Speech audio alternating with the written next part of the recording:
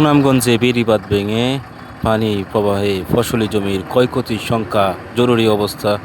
আসলে বিষয়টি পানি সম্পদ অধিদপ্তর কি দেখবে কিনা তাদের দৃষ্টি আকর্ষণ করছি।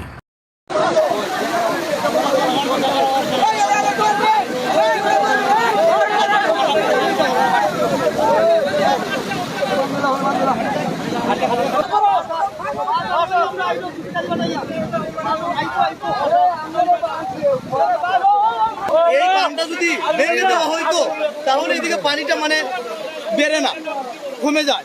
এই পানিটা বান্ধার এরা যে স্থানীয় বাসিন্দারা আছে এরা ভাঙতে দেয় না। এটা বান্ধা গেলে দেখার শুকাই গেল না, কিছু বলতে শান্তি হইল না, দানও করে উঠাইতে পারলো না কিছু করে। আমি ডিসি মহোদয় দৃষ্টি আকর্ষণ করছি এবং প্রশাসনকে আকর্ষণ করছি, জনগণের এই যে কৃষি জনগণকে রক্ষা করুন, এই বাঁধটা বান্ধার ব্যবস্থা করেন।